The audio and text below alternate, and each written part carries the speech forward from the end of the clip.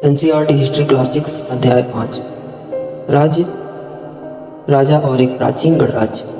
चुनाव का दिन। जब शंकरन उठा तो उसने देखा कि उसके नाना नानी वोट डालने जा रहे थे। दरअसल वे चुनाव के केंद्र पर सबसे पहले पहुंचना चाहते थे। शंकरन जानना चाहता था कि वे आखिर इतने उत्साहित क्यों थे। उसके नाना जी ने उसे जल्द में समझाने की कोशिश की और कहा, आज हम अपने शासकों को चुनने जा रहे हैं। कुछ लोग शासक कैसे बने। लगभग 50 वर्ष से हम अपने शासकों का चुनाव मतदान के जरिए करते आ रहे हैं, लेकिन बहुत पहले लोग शासक कैसे बनते थे। हमने अध्याय 4 में पढ़ा है कि कुछ राजा संभवतः जन यानी लोगों द्वारा चुने जाते थे, परंतु करीब 3000 साल पहले राजा बनने की इस प्रक्रिया में कुछ परिवर्तन दिखाए गए हैं। कुछ लोग बड़े बड़े यज्ञों को आयोजित करके राजा के रूप में प्रतिष्ठित हो गए। अश्वमेध यज्ञ एक ऐसा ही आयोजन था। इसमें एक घोड़े को राजा के लोगों की देखरेख की स्वतंत्रता विचरण के लिए छोड़ दिया जाता था। इस घोड़े को किसी दूसरे राजा ने रोका तो उसे वहां अश्वमेध करने वाले राजा से लड़ाई करनी पड़ती थी। अगर उन्होंने घोड़े को जाने दिया तो उनका मतलब यह होता है कि अश्वमेध यज्ञ करने वाले राजा उससे ज़्यादा शक्तिशाली था। इसके बाद उन राजाओं को यज्ञ में आमंत्रित किया जाता था। यह यज्ञ विशिष्ट पुरोहितों द्वारा संपन्न किया जाता था। इसके लिए उन्हें उपहारों से सम्मानित किया जाता था। अश्वमेध यज्ञ कराने वाले राजा बहुत शक्तिशाली माना जाता था। यज्ञ में आमंत्रित सभी राजाओं उसके लिए उपहार लाते थे। इन सभी आयोजनों में राजा का मुख्य स्थान होता था। उसे राज सिंहासन या बाघ की खाल में एक विशेष आसन पर बिठाया जाता था। युद्ध क्षेत्र में राजा का सारथी ही उसका सहचर होता था। यज्ञ के अवसर पर वह राजा की विजय तथा अन्य गुणों का गान करता था। राजा के सगे संबंधी, खासकर उसकी रानियां तथा पुत्रों को भी कई छोटे छोटे अनुष्ठान करने होते थे। अन्य सारे आमंत्रित राजाओं का काम सिर्फ बैठकर यज्ञ की पूरी प्रक्रिया को देखना भर था। राजा के ऊपर पुरोहित पवित्र जल के छिड़काव के साथ साथ अन्य कई अनुष्ठान करता था। विष अथवा वैश्य जैसे सामान्य लोग उपहार लाते थे, जिन्हें पुरोहित शूद्र मानते थे। उन्हें कई अनुष्ठान में शामिल नहीं किया जाता था। इस यज्ञ में उपस्थित होने वाली की एक सूची बनाओ। पेशों के आधार पर वह कौन कौन से वर्ग शामिल थे। वर्ण। इस समय उत्तर भारत में खासकर गंगा यमुना क्षेत्र में कई ग्रंथ रचे गए। ऋग्वेद के बाद रचे होने के कारण ये उत्तर वैदिक ग्रंथ कहे जाते थे। इसके अंतर्गत सामवेद, यजुर्वेद, अथर्ववेद तथा अन्य ग्रंथ शामिल हैं।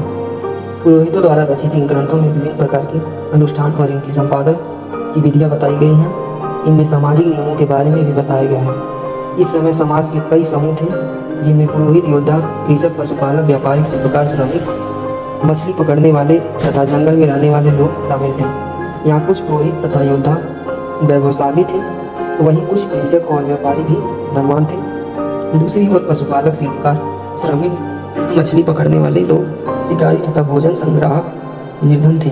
पुरोहितों ने लोगों को 4 वर्गों में विभाजित किया, जिन्हें वर्ण कहते हैं। इनके अनुसार प्रत्येक वर्ण के अलग अलग कार्य निर्धारित थे। पहले वर्ण ब्राह्मणों का था। उनका काम वेदों का अध्ययन, अध्यापन और यज्ञ करना था, जिनके लिए उन्हें उपहार मिलता था। दूसरे स्थान शासकों का था, जिन्हें क्षत्रिय कहा जाता था। उनका काम युद्ध कराने और लोगों की रक्षा करना था। तीसरा स्थान पर वैश्य या वैश्य थे। इनमें कृषक, पशुपालक और व्यापारी आते थे। क्षत्रिय और वैश्य दोनों को ही यज्ञ करने का अधिकार प्राप्त था। वर्णों में अंतिम स्थान शूद्रों का था। इनका काम अन्य तीनों वर्णों की सेवा करना था। इन्हें कोई अनुष्ठान करने का अधिकार नहीं था। प्रायः औरतों को भी शूद्रों के समान माना गया। महिलाओं तथा शूद्रों को वेदों के अध्ययन का अधिकार नहीं था। पुरोहितों के अनुसार सभी वर्गों का निर्धारण जन्म के आधार पर होता था। उदाहरण के तौर पर ब्राह्मण माता पिता के संतान ब्राह्मण ही होते थे। बाद में कुछ लोगों को अछूत माना गया। अछूत वर्गों के कुछ शिल्पकार, शिकारी तथा भोजन संग्राहक शामिल थे। साथ ही इनमें वे लोग भी आते थे जो शवों को दफनाने या जलाने का काम करते थे। इन लोगों से संपर्क अपवित्र माना जाता था। कई लोगों ने ब्राह्मणों द्वारा बनाई हुई इस वर्ग व्यवस्था को स्वीकार नहीं किया। कुछ राजा स्वयं को पुरोहितों से श्रेय मानते थे। कुछ लोग जन्म के आधार पर वर्ण निर्धारण सही नहीं मानते थे। इनके अतिरिक्त कुछ लोग व्यवसाय के आधार पर लोगों के बीच भेदभाव उचित नहीं समझते थे, जबकि कुछ लोग चाहते थे कि अनुष्ठान संपन्न करने का अधिकार सबका हो। कई लोगों ने छुआछूत की आलोचना की। इस उपमहाद्वीप के पूर्वोत्तर क्षेत्र में जैसे कई इलाकों में सामाजिक आर्थिक असमानता बहुत कम थी। यहाँ पुरोहितों का प्रभाव ही बहुत सीमित था। लोगों ने वर्ण व्यवस्था का विरोध क्यों किया? महाजनपदों को करने वाले राजा अब जन के राजा न होकर महाजनपद के राजा जाने लगे। जनपद का शाब्दिक अर्थ है जन के बसने वाली जगह होता था। कुछ महत्वपूर्ण जनपद मानचित्र 4 पृष्ठ 49 में दिखाए गए हैं। पुरातत्वविदों ने इन जनपदों की कई बस्तियों की खुदाई की है। दिल्ली में पुराना किल, उत्तर प्रदेश में मेरठ के पास हस्तिनापुर और एटा के पास अंतरजीखेड़ा इनमें प्रमुख है। खुदाई से पता चला है कि लोग झोपड़ियाँ में रहते थे और मवेशी तथा अन्य जानवरों को पालते थे। वे चावल, गेहूँ, धान, जौ, दालें, गन्ना, तिल तथा सरसों जैसी फसलें उगाते थे। क्या इस सूची में तुम्हें किसी ऐसी फसल का नाम मिला जिसे उल्लेख अध्याय 3 में नहीं है? लोग मिट्टी के बर्तन भी बनाते थे। इनमें कुछ धूसर और कुछ लाल रंग के होते थे। इन पुरास्थलों में कुछ विशेष प्रकार के बर्तन मिले हैं जिन्हें चित्रित धूसर पात्र के रूप में जाना जाता है। जैसा कि इनके नाम से ही स्पष्ट है कि इन बर्तनों पर चित्रकारी की गई है। ये आमतौर पर सरल रेखाओं तथा ज्यामितीयों आकृतियों के रूप में है। महाजनपद करीब 2500 साल पहले कुछ जनपद अधिक महत्वपूर्ण हो गए। इन्हें महाजनपद कहा जाने लगा। मानचित्र 4 में कुछ महाजनपदों दिखाए गए हैं। अधिकतर महाजनपद की एक राजधानी होती थी। कई राजधानियां में किलेबंदी की गई थी, अर्थात इनके चारों ओर लकड़ी, ईंट या पत्थर की ऊंची दीवार बनाई गई थी। ऐसा लगता है कि लोगों ने अन्य राजाओं के आक्रमण से डरकर अपनी सुरक्षा के लिए इन किलों का निर्माण किया। कुछ राजा अपनी राजधानी के चारों ओर विशाल, ऊंची और प्रभावशाली दीवार खड़ी कर अपनी समृद्ध और शक्ति का प्रदर्शन भी करते थे। इस तरह के किले के अंदर रहने वाले लोग और उस क्षेत्र पर नियंत्रण रखना भी सरल हो जाता होगा। इस तरह की विशाल दीवार बनाने के लिए व्यापक योजना की आवश्यकता थी और लाखों की संख्या में ईंट तथा पत्थरों का इंतजाम करना पड़ता था। हजारों स्त्री, पुरुष तथा बच्चे ने इनके लिए अथक परिश्रम किया होगा। इनके लिए संस्थानों की आवश्यकता पड़ती होगी। अब राजा सेना रखने लगे थे। सिपाहियों ने नियमित वेतन देकर पूरे साल रखा जाता था। कुछ भुगतान संभवतः आहत सिक्कों पृष्ठ 84 पर चित्र देखो इसके रूप में होता था। इन सिक्कों के बारे में तुम अध्याय 8 में पढ़ोगे। महाजनपद के राजा ऋग्वेद के उल्लेख राजाओं में इस प्रकार भिन्न थे। 2 अंतर बताओ। कर महाजनपदों के राजा विशाल किले बनवाते थे और बड़ी सेना रखते थे, इसलिए उन्हें प्रचुर संसाधन की आवश्यकता होती थी। इसके लिए उन्हें कर्मचारियों की भी आवश्यकता होती थी। अंततः महाजनपदों के राजा लोगों द्वारा समय समय पर लाए गए उपहारों पर निर्भर न रहकर अब नियमित रूप से कर वसूलने लगे। पॉइंट नंबर 1, फसलों पर लगाए गए कर सबसे पहले महत्वपूर्ण थे क्योंकि अधिकांश लोग कृषक ही थे। प्रायः उपज का 1/60वां हिस्सा कर के रूप में निर्धारित किया जाता था, जिसे भाग कहा जाता था। कारीगरों के ऊपर भी कर लगाए गए थे जो प्रायः श्रम के रूप में चुकाए जाते थे, जैसे कि एक बुनकर, लोहार या सुनार को राजा के लिए महीने में 1 दिन काम करना पड़ता था। पशुपालकों को जानवरों या उनके उत्पादन के रूप से कर देना पड़ता था। व्यापारियों को सामान खरीदने बेचने पर भी कर देना पड़ता था। आखेटकों तथा संग्राहकों को जंगल में प्राप्त वस्तुएं देने होती थी। आखेटक तथा खाद्य संग्राहक राजाओं को क्या देते होंगे? कृषि में परिवर्तन। इस युग में कृषि के क्षेत्र में 2 बड़े परिवर्तन आए। हल के फाल अब लोहे के बनने लगे। अब कठोर जमीन को लकड़ी के फाल की तुलना में लोहे के फाल आसानी से जोता जा सकता था। इससे फसलों की उपज बढ़ गई। दूसरी, लोगों ने धान के पौधे का रोपण शुरू किया, अर्थात खेतों में बीज छिड़काव धान उपजाने की बजाय धान के पौधे तैयार कर उसका रोपण शुरू किया गया। अब पहले की तुलना में बहुत ज़्यादा पौधे जीवित रह जाते थे, इसलिए पैदावार भी ज़्यादा होने लगी। इससे कमरतोड़ परिश्रम करना था। ये काम ज़्यादातर दास दासी तथा भूमिहीन खेतिहर मजदूर कामकार करते थे। क्या तुम बता सकते हो कि राजा इन परिवर्तन को प्रोत्साहित क्यों देते होंगे? सूक्ष्म निरीक्षण। मगध मानचित्र 4 पृष्ठ 49 में मगध ढूंढो। लगभग 200 साल के भीतर मगध सबसे महत्वपूर्ण जनपद बन गया। गंगा और सोन जैसी नदियाँ मगध से होकर बहती थी। ये यातायात और जल वितरण और जमीन को उपजाने के बनाने के लिए महत्वपूर्ण थी। मगध का एक हिस्सा जंगलों से भरा था। इस जंगलों में रहने वाले हाथियों को पकड़कर और उन्हें प्रशिक्षित कर सेना का काम में लगाया जाता था। उन्हें नहीं जंगलों से घर, गाड़ियाँ तथा रथ बनाने के लिए एक लकड़ी मिलती थी इसके अलावा इस क्षेत्र में लौ अयस्क की खदानें हैं। मजबूत औजार और हथियार बनाने के लिए ये बहुत उपयोगी थे। मगध में दो बहुत शक्तिशाली शासक बिंबिसार और अजातशत्रु हुए।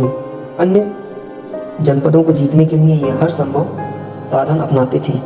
महापद्मनंद एक महत्वपूर्ण शासक थे। उन्होंने अपने नियंत्रण का क्षेत्र इस उपमहाद्वीप के उत्तर पश्चिम भाग तक फैला दिया था।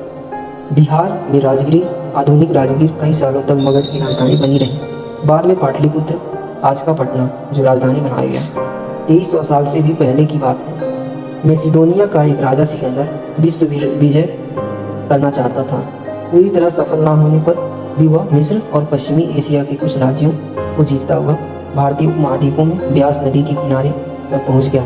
जब उसने मगध की ओर कूच करना चाहा तो उनके सिपाहियों ने इनकार कर दिया।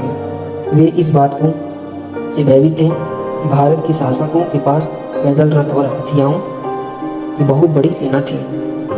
इस सेनाओं और ऋग्वेद में उल्लेख सेनाओं के बीच तुम्हें क्या अंतर दिखता है? ख वज्जी, जैसा कि तुमने ऊपर पढ़ा है, मगध एक शक्तिशाली राज्य बन गया था। उसके नज़दीक की वज्जी राज्य था जिसकी राजधानी वैशाली बिहार थी। यहाँ एक अलग किस्म की शासक व्यवस्था थी जिसे गढ़ या संघ कहते थे। गढ़ या संघ में कई शासक होते थे। कभी कभी लोग एक साथ शासन करते थे जिसमें से प्रत्येक व्यक्ति राजा कहलाता था। ये सभी राजा विभिन्न अनुष्ठानों को एक साथ संपन्न करते थे। सभाओं में बैठकर ये बातचीत, बहस और वाद विवाद के जरिए तय करते थे कि क्या करना है और किस तरह करना है। शत्रुओं के आक्रमण से निपटने के लिए वे मिलकर चर्चाएं करते थे। स्त्री, दास तथा कामगार इन सभाओं में हिस्सा नहीं ले सकते थे। बुद्ध तथा महावीर, जिनके बारे में तुम अध्याय 6 में पढ़ोगे, दोनों ही गढ़ या संघ से संबंधित थे। बौद्ध साहित्यिक संघ से जीवन का बहुत ही सजीव वर्णन मिलता है। वज्जी संघ या वर्णन दीघ निकाय से लिया गया है। दीघ निकाय एक प्रसिद्ध बौद्ध ग्रंथ है जिसमें बुद्ध के कई व्याख्यान दिए गए हैं। इन्हें करीब 2300 साल पहले लिखा गया था। अजातशत्रु और वज्जी संघ। अजातशत्रु वज्जी संघ पर आक्रमण करना चाहते थे। उन्होंने अपने मंत्री वस्तार को बुद्ध के पास सलाह के लिए भेजा। बुद्ध ने उसने पूछा कि क्या तुम्हें वज्जी सभाएं नियमित रूप से होती है तथा उनमें सभी सदस्य उपस्थित होते हैं। जब उन्हें पता चला कि ऐसा होता है, उन्होंने कहा कि वज्जीवासी तब तक वो उन्नति करते रहेंगे जब तक वे पूर्ण और नियमित सभाएं करते रहेंगे, आपस में मिलजुल कर काम करते रहेंगे, पारंपरिक नियमों का पालन करते रहेंगे, बड़ों का सम्मान, समर्थन और उनकी बातों पर ध्यान देते रहेंगे। वज्जी महिलाओं के साथ जोर जबरदस्ती नहीं करेंगे और उन्हें बंधक नहीं बनाएंगे। शहर तथा गांव में जातियों का रखरखाव करेंगे, विभिन्न मतावलंबी शर्तों का सम्मान करेंगे और उनके आने या जाने पर कोई रोक नहीं लगाएंगे। वज्जी संघ अन्य महाजनपद से कैसे भिन्न था? कम से कम 3 अंतर बताओ। कई शक्तिशाली राजा इन संघों को जीतना चाहते थे। इसके बावजूद उनका राज्य अब से लगभग 1500 साल पहले तक चलता रहा। उसके बाद गुप्त शासकों ने गढ़ और संघ पर विजय प्राप्त कर उन्हें अपने राज्य में शामिल कर लिया। इनके बारे में तुम अध्याय 10 में पढ़ोगे। अन्यथा अपने एटलस में यूनान और एथेंस को ढूंढो। लगभग 1500 साल पहले एथेंस के लोग ने एक शासक व्यवस्था की स्थापना की जिसमें प्रजातंत्र या गणतंत्र थे। यह व्यवस्था लगभग 200 साल तक चली। इसमें 30 से ऊपर के उन सभी पुरुषों को पूर्ण नागरिक प्राप्त थी जो दास नहीं थे। वहाँ एक सभा थी जो महत्वपूर्ण विषयों पर निर्णय लेने के लिए साल भर से कम 40 बार बुलाई जाती थी। इस सभा में सभी नागरिक भाग ले सकते थे। शासक के कई पदों पर नियुक्तियां लाटरियां द्वारा की जाती थी। सभी नागरिकों को सेना और नौसेना में अपनी सेनाएं देनी होते थे। औरत को नागरिक का दर्जा नहीं मिलता था। व्यापारियों तथा शिल्पकारों के रूप में एथेंस में रहने और काम करने वाले बहुत से विदेशियों को भी नागरिक अधिकार नहीं मिले थे। एथेंस में खदानों, खेतों, घरों और कार्यशालाओं के काम कर रहे दासों को भी नागरिक अधिकार नहीं मिले थे। क्या एथेंस में वास्तव में जनतंत्र था? कल्पना करो, वैशाली के उस सभागार में तुम अंदर झांक रहे हो जहाँ मगध के राजाओं द्वारा आक्रमण का सामना करने के विषय पर चर्चा की जा रही है। तुमने क्या सुना? उपयोगी शब्द: राजा, अश्वमेध, वर्ण, जनपद, महाजनपद, किलेबंदी, सेना, कर, पौधरोपण, गढ़ अथवा संघ, प्रजातंत्र। ये शब्द इस चैप्टर में प्रयोग हुए हैं। अब ये चैप्टर खत्म हुआ।